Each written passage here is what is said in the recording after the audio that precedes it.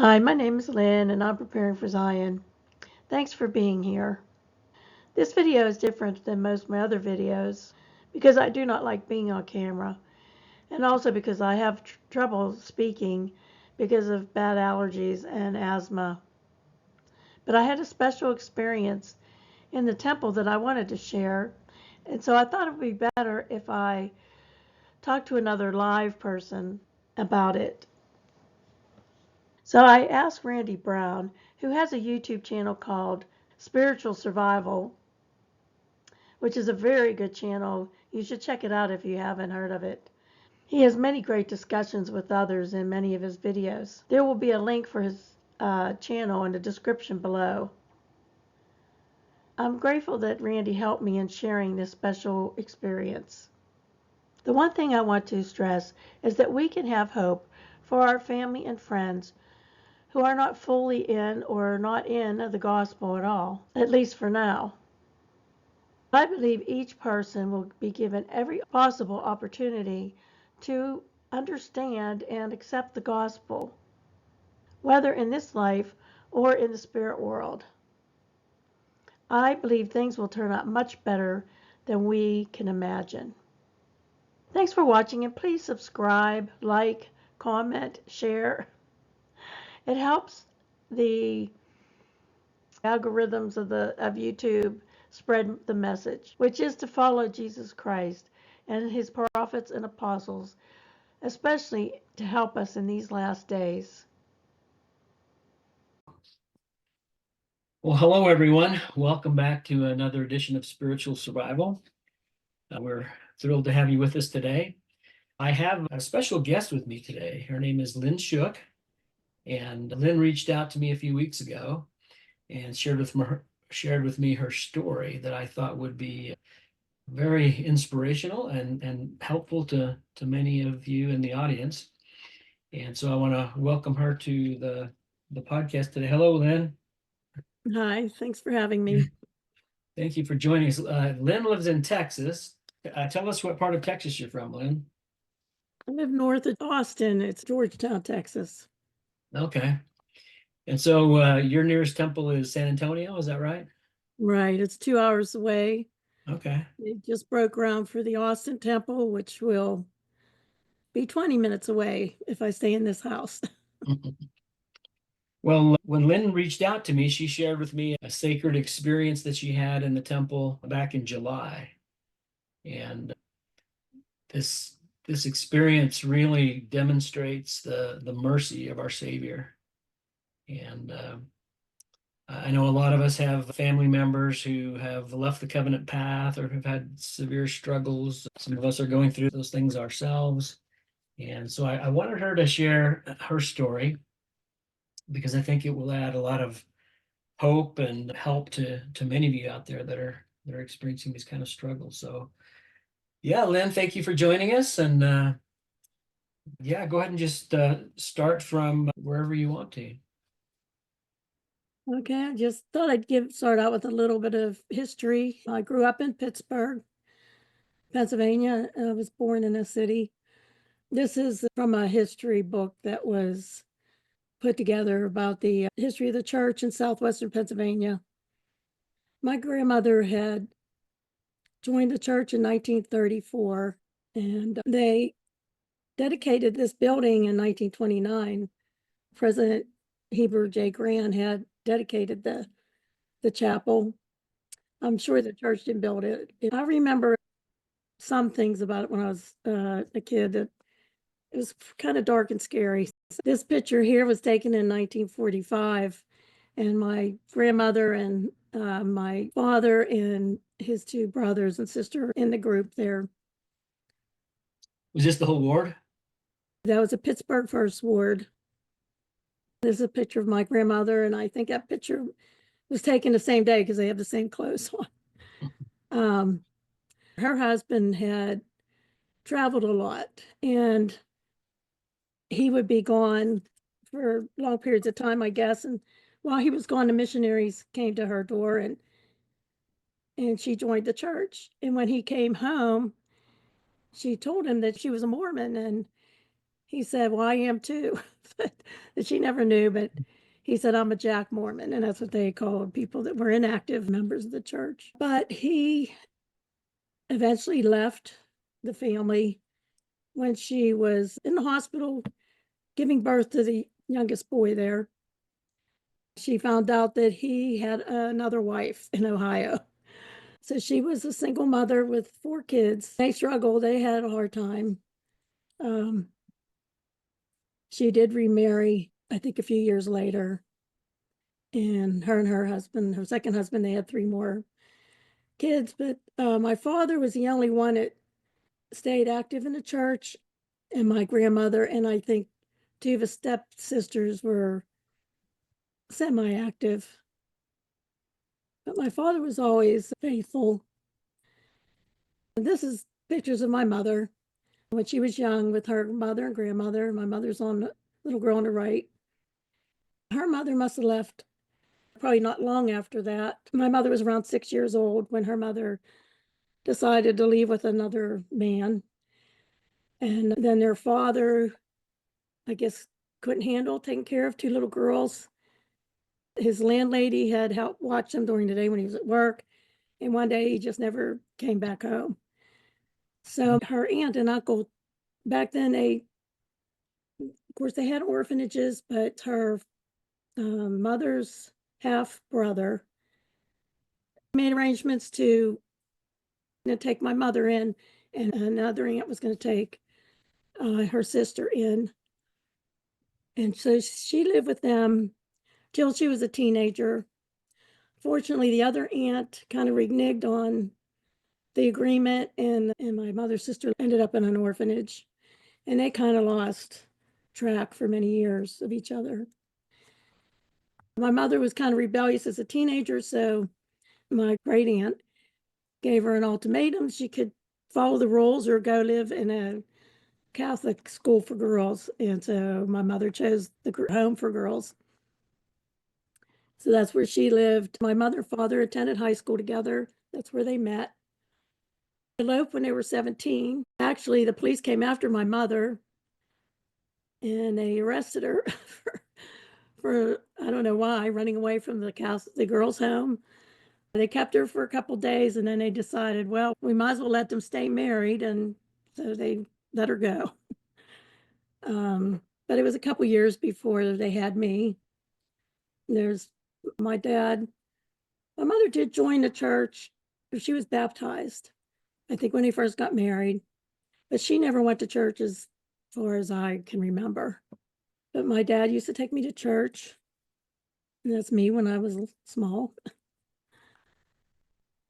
And they had 5 more children after me as my siblings, and my brother Bobby, who was between me and the next sister over. I'm the tallest one there. He passed away when he was 4, pretty suddenly. He had leukemia. So between that, losing a child, I think between my mother's history, she just kind of had a hard heart.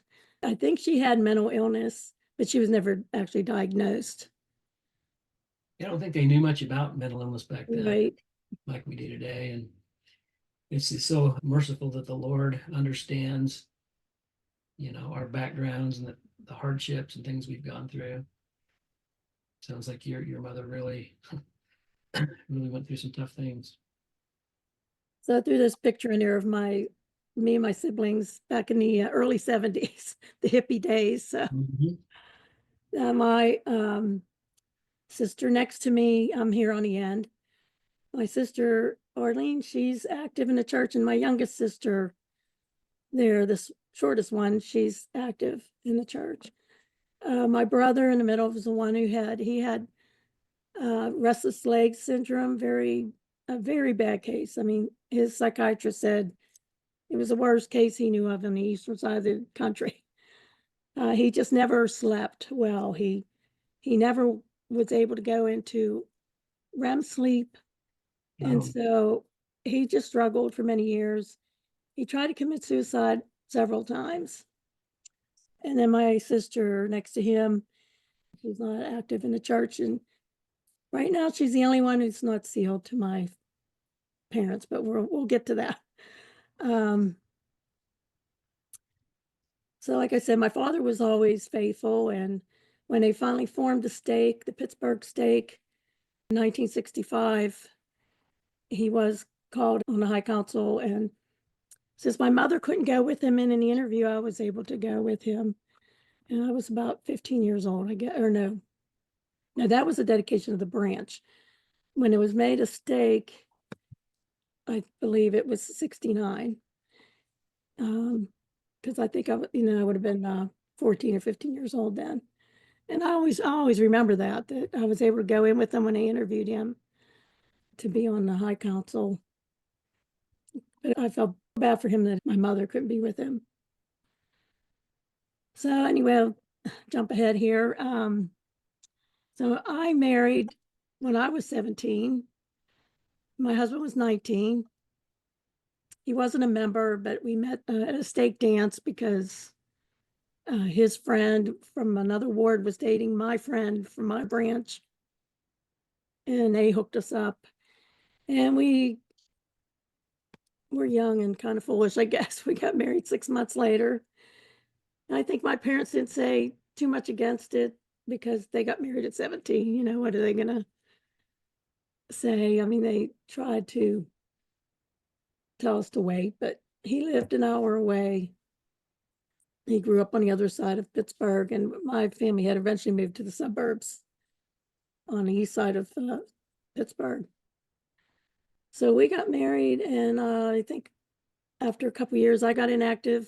Just thought maybe the world had more fun things to offer, and I went down that path for several years. And I thought the church was old-fashioned, and I was looking for happiness, quote. Mhm. But it doesn't take long before you realize that the world's way is not the pathway to happiness.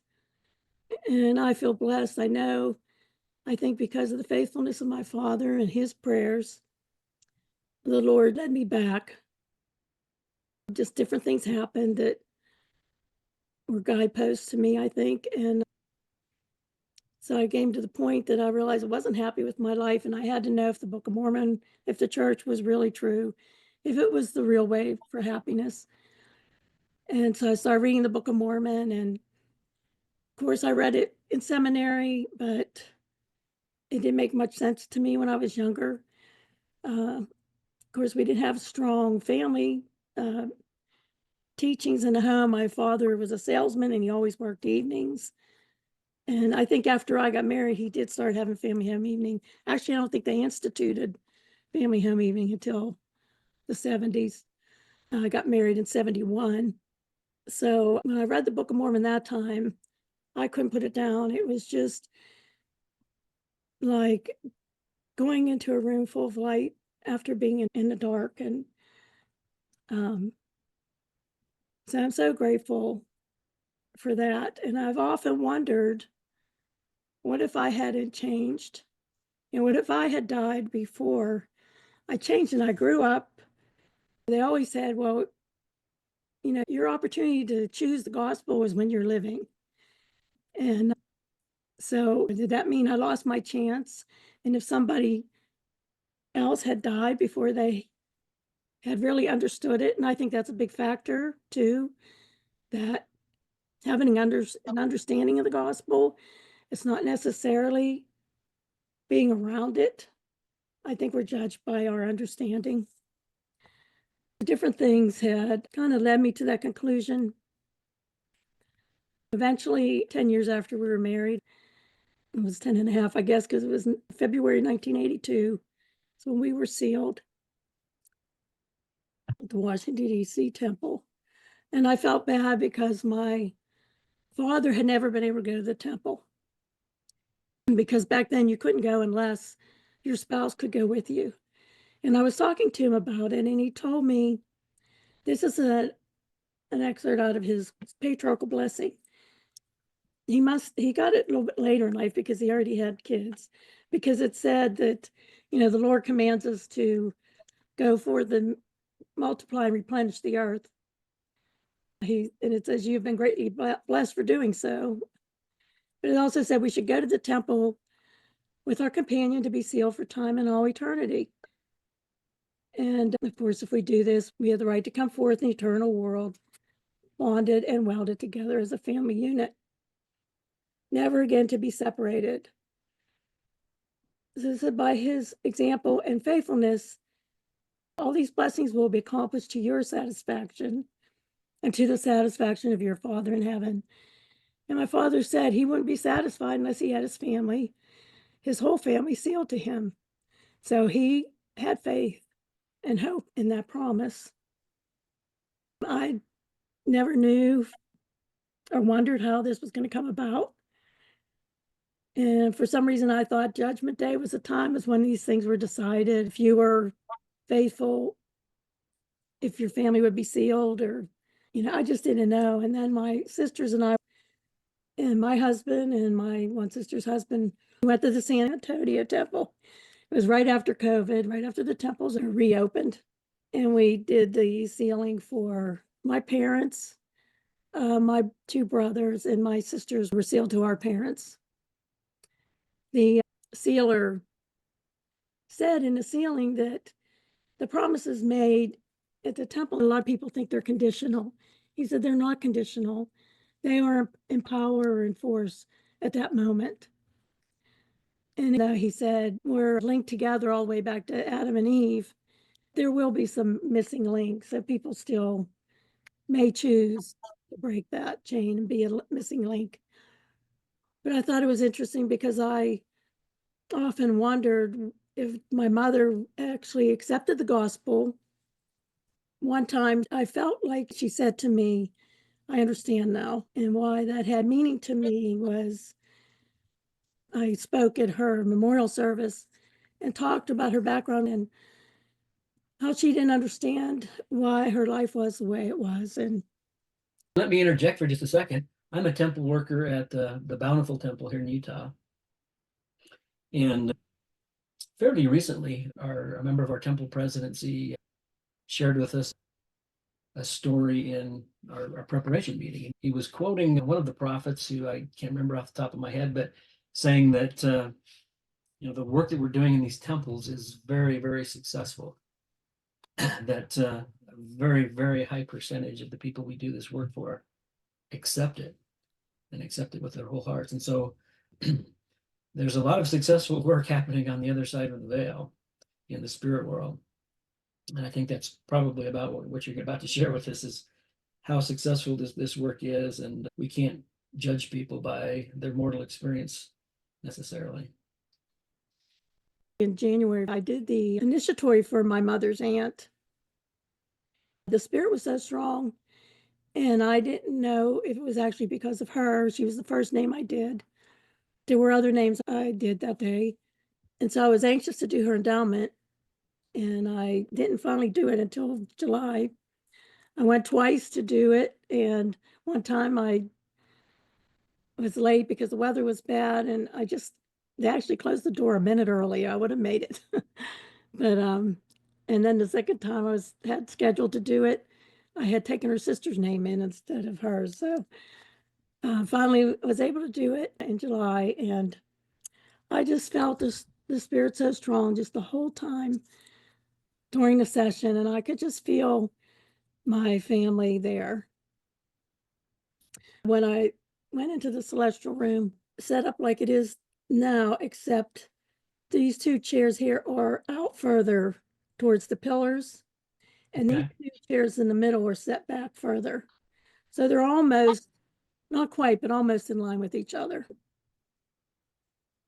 And I'll tell you why I'm pointing that out in a minute. But so I was just sitting there, and the room was full of people. It was a very full session. There were people standing and sitting. And I was sitting in this chair over on this side. And I was just enjoying the spirit and just thinking about my family. And then I just got to the point where I could see them. Like my mother was standing right in front of me, and I could feel her aunt's presence standing next to her, but I didn't see her, but I could feel her presence.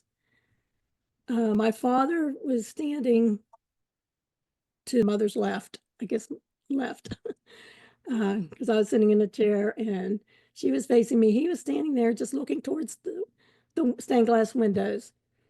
My husband was sitting in the double seats there, and my two brothers were standing over towards this table. But I didn't see anybody else in the room. It was just them. I believe it was a vision that I could see them in the celestial room, that the different dimension or whatever. I didn't notice any of the people around me. The feeling that I had of my mother's spiritual power, and she just seemed so beautiful.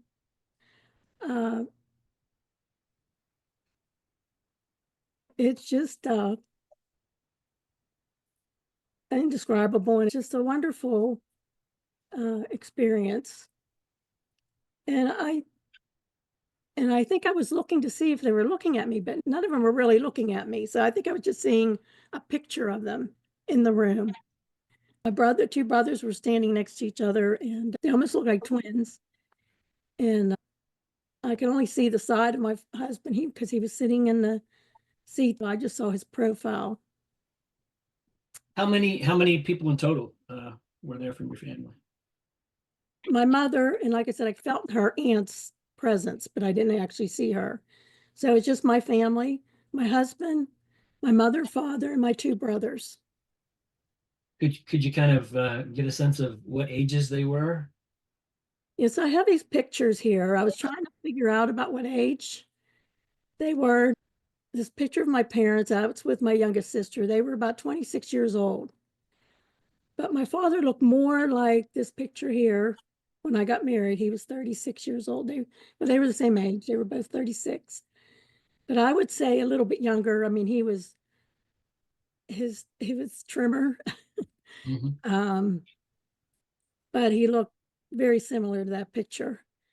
But my mother, mostly because her hair wasn't up like it is there, or short, like she used to wear it short a lot. But I did find this picture yesterday, and it's kind of foggy, but her hair was more like it is in here. It was, it was a little bit longer. And this is a picture of my brother, and that's about what age my brothers looked. Maybe I'm trying to remember when my brother was in the service, probably when he was early 20s. And they both looked almost the same, and their hair was longer. So I would say mid-20s to 30. So I stayed there as long as I could. I didn't realize I was kind of looking up, because somebody across the room was watching me. When somebody's staring at you, you kind of feel somebody looking at you. And I think it drew my attention away from what I was seeing. And the room came back into focus. And I kind of looked down across at this guy at the seat, caddy corner from where I was sitting. And I smiled at him, and I know I had a look of wonder on my face. And then he looked away. I guess he was probably felt kind of embarrassed. And I had noticed him before sitting there. He seemed to have been struggling with something. And I wish I could have went over and talked to him, but he got up and left right after that. So I sat there a while longer, but eventually I had to leave. I could have stayed there all night. But I work at the temple every Thursday, and that was a Thursday. I did that session after my shift. And when I was assigned to the celestial room, I'm one of the sisters that sits in there. And nobody else was in there. So I went over and sat in that chair again, and I could just feel that same spirit. I didn't see them again, but I just felt the witness of the spirit, that it was real. What an amazing mercy of the Lord to allow you to have this experience, to know a little bit about his love for each individual family member, and to allow you to experience it. That's glorious. I think about it, and I think it just is one of those things that President Nelson said, that will have powerful manifestations. Yeah. I think that's an example of Yeah. what you can do it. And I think too, it was a blessing from working in the temple. I've been working in a temple for about a year and a half now. And I don't know, I think in a way, and I maybe because I'm just, when you work in the temple, And I'm sure you feel the same way. You can feel that spiritual power grow in you each time you go. At least I do. Yeah, I definitely noticed that. Um, I started working in the temple because my wife had started before me, and I would see her come home from the temple, um, just with this glow about her, this happiness, and I wanted that in my life at that level, and it did happen incrementally. Yeah. Yeah, at first, because it's a 2-hour drive each way. I was going by myself at first, and then I found another sister in our stake that was going, so I was able to change to her shift, so we started riding together. Now we have 2 other sisters. We all ride together. And, when I first started going, it was kind of like, oh, I got to do all that long drive again.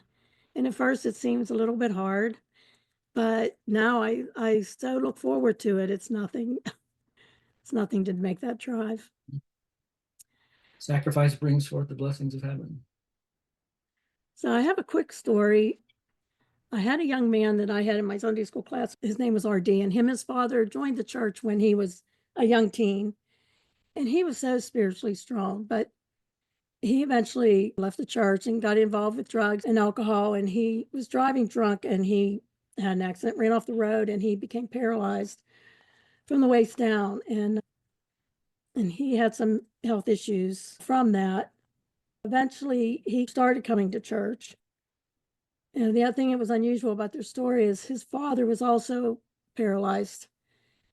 He wasn't a full paraplegic. He had some use of his arms, but he was also in a car accident Mm. that after RD was born, and he became paralyzed. And he did eventually start coming back, but then not long afterwards, RD passed away. His father has passed away since too. But there was a man in my ward that would pick them up for church. And he said one fast testimony meeting that he hopes RD will find the gospel in the spirit world. And that kind of struck me. And I thought, well, of course he will. I mean, he was starting to go back to church. And so I was struggling with that for a little while. And I prayed to know where he was and if he found the gospel. And one night I woke up not long after praying about it. I woke up during the night. I was just getting out of bed, and a picture came to my mind right away of him dressed in white, and he was standing on a sidewalk across the street from me. And he walked across the street, and he had his hand outstretched like he was going towards someone to shake their hand. And a voice said to me, "He's a great missionary." Mm. And I kind of uh, said, "Well, he'll be a great missionary." I'm doubting. But then I had just been studying King Lamoni's story and how quickly he was converted to the gospel. And I think people can be changed that quickly in the spirit world. I agree. So that's basically my story. If anybody, if you remember Mortality Works by Elder Hales of the 70, he spoke about when he saw his mother in a dream, and that he said the same thing about her, how beautiful and how powerful her spiritual power was. She radiated a spiritual beauty that I had never before experienced, which I have difficulty describing. So that was just this conference, if anybody wants to look that up if you don't remember it. I think sometimes we think of mortality as being so messy that it isn't working, but it does work, and God works in all things. I was listening to someone's YouTube video today, and she was talking about people being afraid of the second coming because they have family members that aren't ready or they're not ready. And I think that's another concern for people. I I don't think everybody's going to be wiped out right at one time. I believe the Lord's going to give us every opportunity to understand and then accept the gospel. And I think can have hope. We should have hope in that. I love that. I agree with that too. And we know that there will be many people that aren't members of the church when the millennium begins. So I think it's just the worst people are the ones that are taken off the earth. That's my testimony. I know it's true, and I'm grateful that the Lord has led me throughout my life and given me such great blessings that of the temple that my father didn't get to enjoy, although my grandmother did get her endowment before she passed away. So she lived long enough to do that herself. I'll be forever grateful for Jesus Christ and his love and his mercy. And I say his name, Jesus Christ. Amen. Well, thank you, Lynn. Thank you for taking time to be with us and for sharing this incredibly sacred experience and letting us know a little bit of your heart and who you are. You're a great example of what temple work is all about. And we really appreciate you sharing with us today. Thank you. Well, thank you for having me.